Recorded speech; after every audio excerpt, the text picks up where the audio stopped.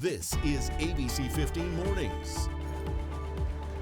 Remembering a Valley mother. We're going to give you an inside look this morning at the vigil for Irene Luevano and how her family is reacting as police make a second arrest in the case. Record case numbers are continuing, but experts say this surge is nearing its peak. So what comes next? We're showing you what health leaders are preparing for now.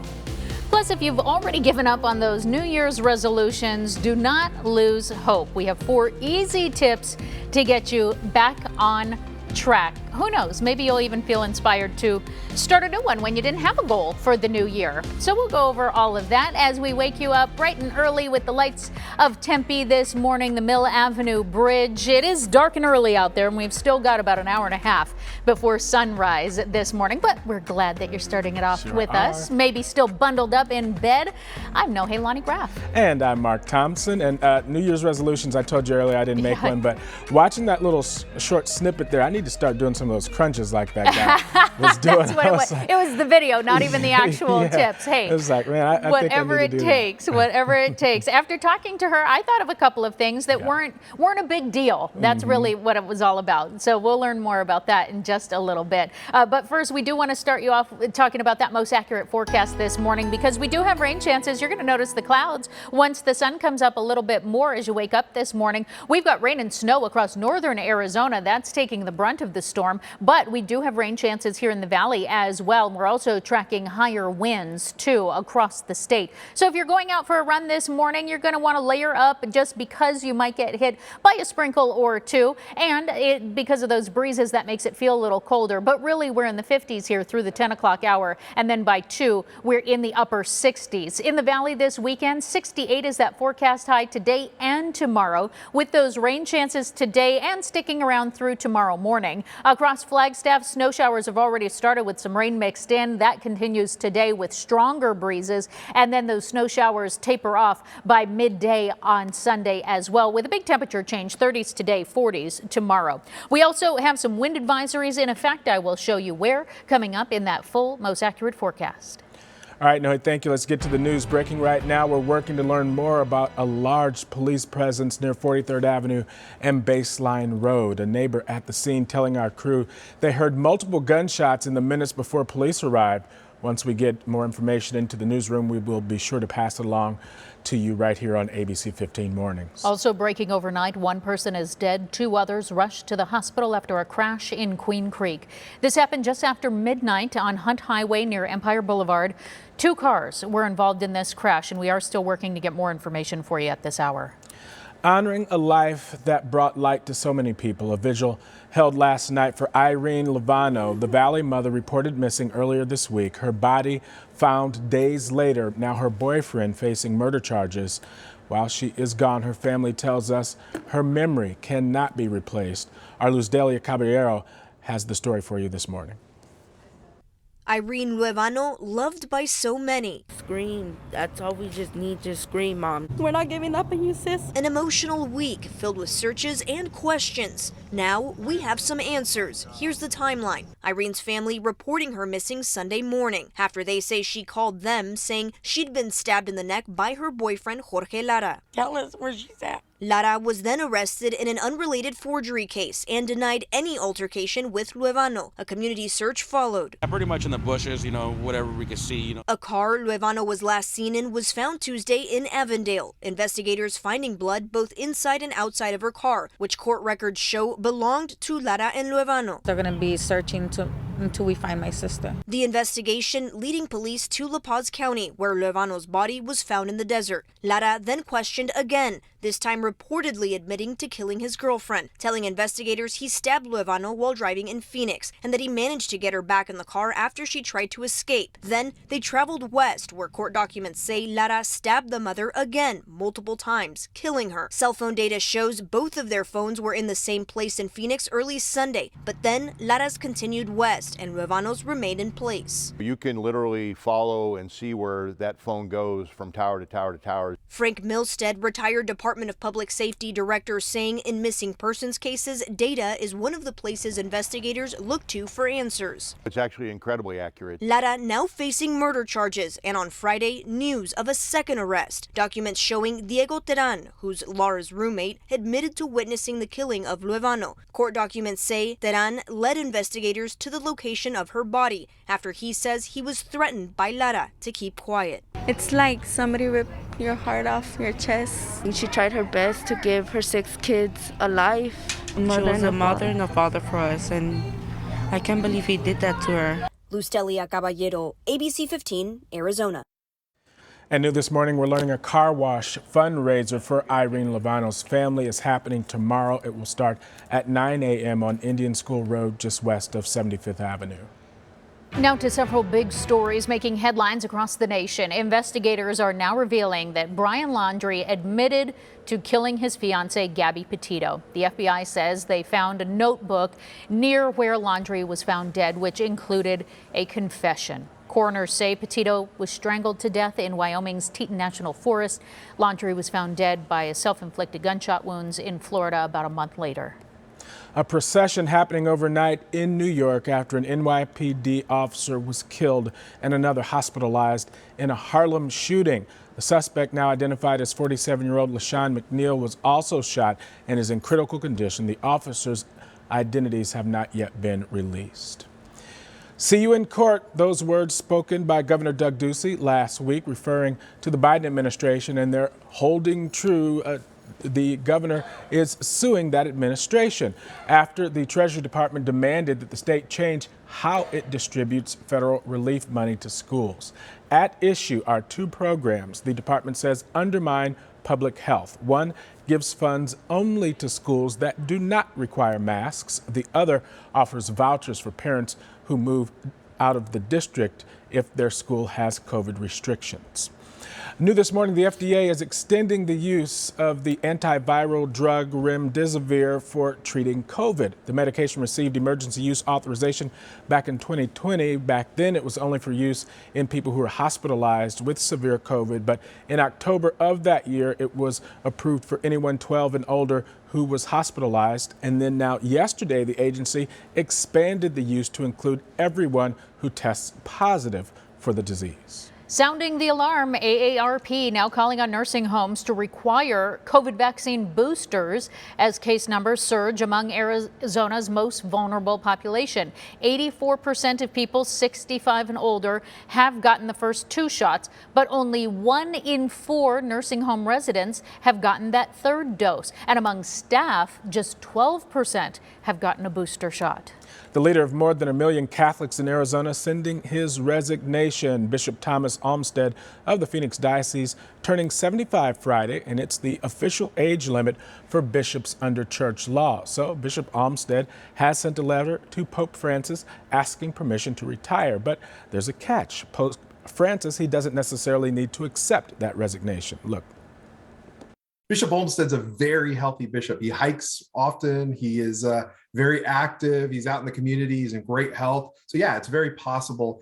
However, if he does accepts the resignation, that could take anywhere from 30 days all the way up to several years. It's totally unknown. It's a big question mark.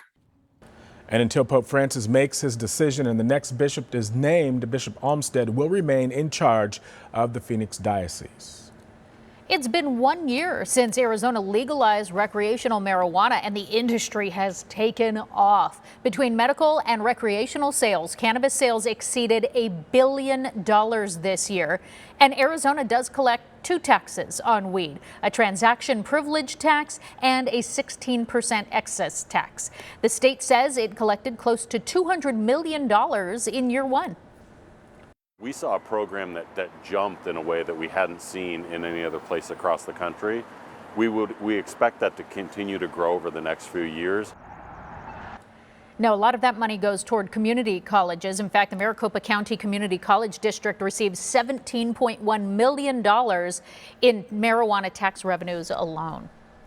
The Barrett-Jackson, the world's greatest collector car auction, is starting today. So if you're planning on heading out there, we do have some smart shopper tips to get you a deal on admission. First, you want to buy that ticket online and in advance. They're cheaper than buying them at the gate there. Also, today is Family Day. All children 12 and under are free. And every day, children 5 and under are free. You can head to abc15.com/smartshopper for more money-saving tips and deals. We also have more information on the cars that are on display at Barrett-Jackson on our Things to Do page. Always fun to scroll around and see. There are some crazy looking cars in there, that's for sure. It's a good time.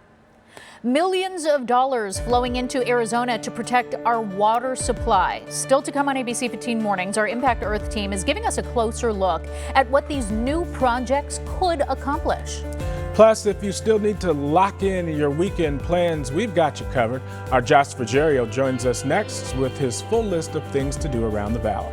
Also, we're giving you a live look right now at the 202 near Higley, where a weekend construction project could impact your drive. Our Megan Thompson is showing us which areas you should avoid.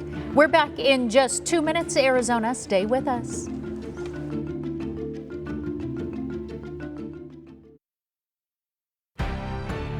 We've got a situation breaking right now that we want to make you aware of. Police putting up crime scene tape near 18th Avenue and Campbell Avenue. This is in Phoenix. Our crew is on the scene right now, working to get some more information. You see our photographer zooming in to some potential evidence there on scene. Still a lot to discover right now. Not much information coming in, but again, we do have a crew on the scene, and we'll work to learn more once police are able to give him an update. Okay, now rev those engines because Arizona Car Week, it begins this weekend with Barrett-Jackson. But if you'd rather spend some time outside, we got you covered there as well. Here's Josh Frigerio with a few activities to keep you entertained. Just look at some of the cars that will hit the auction block soon at Barrett-Jackson. It all starts this weekend at the Westworld of Scottsdale in Scottsdale. Here's a 1967 Chevrolet Yenko Super Camaro, or this 1987 Buick Grand National. It's the very last vehicle made at GM's plant in Pontiac, Michigan, and I know we have quite a few Michigan transplants here in the desert. And for Fast and Furious movie fans, 3 vehicles featured in the movies are expected to hit the auction block too. And if you plan on going, here are 3 things to remember. This Saturday is the first preview day where all the cars will be out on display. It's also QT Family Day, so kids 12 and younger get free admission that day. Adult admission is $20 to $23. As the event goes on, tickets do get more expensive, so if you're looking to save, buy online and in advance versus at the gate. To make it easy for you, I've got a guide right now in the ABC15 app or online at abc15.com/things to do. 2 other events to check out. Kids can take pictures with their favorite superheroes on Saturday at Arizona Boardwalk's second Action and Adventure Festival. This is near the Loop 101 and Via de Ventura. It's a free event and goes from 10 a.m. to 2 p.m. If you're new to the valley or working on those New Year's resolutions, there are plenty of spots to go hiking. As you've probably been told, take advantage of the great weather now because it gets hot quick. South Mountain is great for beginners and has plenty of trails to wander at your own pace. Camelback has great views and is definitely a challenge. I'm Josh Frigerio, ABC 15, Arizona. Also, our Phoenix Suns, they're finally back home after going 5-0 on a 2-week road trip. They've now won 9 of the last 10, and they're gearing up for another big game tonight. They're taking on my hometown Indiana Pacers at Footprint Center. Tip-off is at 7 o'clock. Oh, I know you're feeling torn about that one, Mark. I know you're feeling torn. We understand it, though. All right, let's talk about that most accurate forecast now as we get to a quarter past the top of the hour. Right now, looking at clouds and radar, we can see as we zoom into the Flagstaff area, we've got some light snow showers in areas like Prescott, up through Flagstaff and stretching east toward Winslow. Here in the valley, we're not getting much rain right now. A few light showers east of Apache Junction and up near Bartlett Lake, also through Casa Grande Sunday, but very light showers at that. So as we look at Futurecast, rain snow mix is going to continue through the morning hours. Slight chance of rain here in the valley, and then at about lunchtime it sort of dries off for a little bit, and then more rain chances start to return from the east, moving through Safford, Globe, here into areas of the valley, and then up through Sedona and Kingman. And then more snow starts to fall in the overnight hours, more rain in Sedona and Prescott as we head into those early morning hours. And here in Phoenix, we could continue to see some spotty showers. And that's the thing with the rain today. It's going to be very hit or miss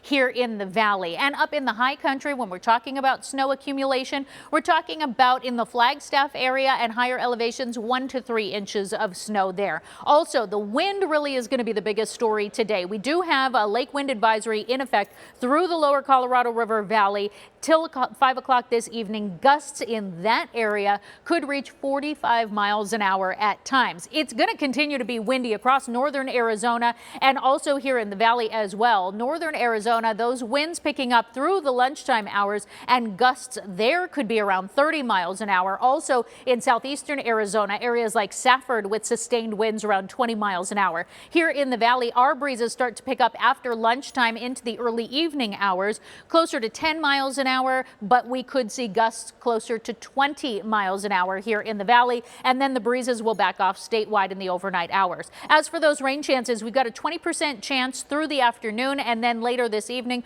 we bump it up to a 30% chance of rain here in the valley. As for those temperatures, pretty mild this morning, 50s across most of the valley, although we do have a few 40s this morning in Santan Valley at 48, 44 in Levine. We're down to 41 in Maricopa at this hour. So we're going to linger in the 50s through about the mid-morning hours. Going to take us until lunchtime at noon to cross over into the 60s, and it'll be 64 degrees, and then we'll climb into the upper 60s later this afternoon. 68 is that forecast high, pretty much valley-wide, and that's right where we should be on average for this time of year. Across the rest of the state, mostly 60s to our south and to our west, 50s across central Arizona, although Prescott will stay in the 40s today, and we're looking at 40s north of the rim from Show Low through Heber, but Flagstaff is going to stay in the mid-30s. Here in the valley, we're in the upper 60s all weekend with those rain chances and cloudy conditions, but then as we dry out for the new week, we slowly start to warm up. The sun will come out, we'll see more sunshine, and we'll hit the 70s. I'll show you how far into the 70s we climb in that 7-day forecast a little bit later this morning, Mark. All right, no, hey, preventing disaster. Up soon, the work that's being done to prevent dangerous flooding like this in the future. Also on January 1st, the new year came, new year, new me, but by February, most people change their tune.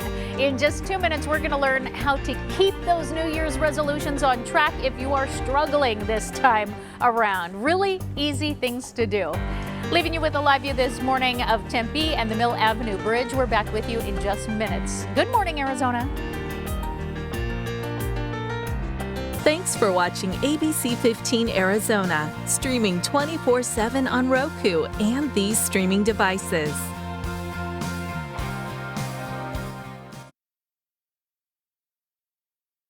By about mid-February is when everyone's New Year's resolutions and goals start to drop off, but you can recommit to yourself. Here to help us do that this morning is psychotherapist and brain health expert, Dr. Terilyn Sell. Thanks so much for being here, Dr. Sell. Good morning. Happy to do this. This time of year is really good to reset those goals. Exactly. So you've got 4 tips, but first I have to ask, we enter the new year with such great intentions. Why do we do this? I think it's just like that turning of the calendar is like, okay, new, fresh start. Let's do this all again. And eventually, we fizzle out. Yeah, I guess we take on too much sometimes. So that leads kind of to your first tip, and you're saying start small. Start micro small. All right. Taking on too many big goals is a recipe for disaster because it's like that 3-week rule, right? Week number 1, you're all in. Week number 2, you're sort of in. Week number 3, you're like, what was my goal in the first place? So if we start super small and build up, I call those micro goals, we can stack those together over time. And now you've met a larger goal. For instance, if you are looking to get better sleep, you might want to have a micro goal. For some people, this might not be a micro goal, but turning off your phone before you go to bed. That would be one small goal to improve your overall sleep. Okay, or at least maybe put it on silent, or not log on 30 minutes before you go to bed. Okay. Stop scrolling social media before bed. There we go. So also, it's never too late to maybe start a new goal. Maybe if you fell out, maybe relaunch one, but you're saying make it achievable. Make it achievable. And when I say that, most of our goals involve weight loss. Like that's like the biggest goal. And so we set this massive goal that may not be achievable because we haven't started small. And we want to make it a goal to learn something new. So if you're wanting to get your health back, maybe learning how to cook a meal would be a great place to start, or learning how to shop better would be a great achievable goal. I love that. Number 3, make time for what you love. Always. We always forget about the things that we really enjoy doing. And isn't that what life is about? Is just enjoying what you love. So hobbies are also very important for your brain health because it kind of keeps your brain guessing, right? So a hobby such as knitting or crochet, I know people are like, but that is very calculating for your brain, keeping it youthful. I like that one. But also, your last one is be prepared. So I guess don't plan to knit if you don't have the tool. Exactly. That is exactly it. So I know a lot of times, anyways, for me, I have these goals, but I don't have the tools necessary to implement them. So I put it in my brain, well, I can't do that because I don't have it. So instead, plan ahead with some proper equipment. Like if you want to go for walks every day, make sure you have really good shoes or really good socks. If you want to learn how to cook, make sure you have the proper utensils. If you want to knit, get some yarn. And you know what? Sometimes having new things is kind of inspiring to do it. It's kind of fun in that way. New things push dopamine, right? And who doesn't like a little shot of dopamine now and again? Hey, well, I don't know about everybody else, but I'm actually feeling reinvigorated that I might actually step into one of these new goals. So Dr. Sell, I really appreciate your time and just a really mindful way of looking at this. Absolutely. Thanks for having me and good luck on those goals.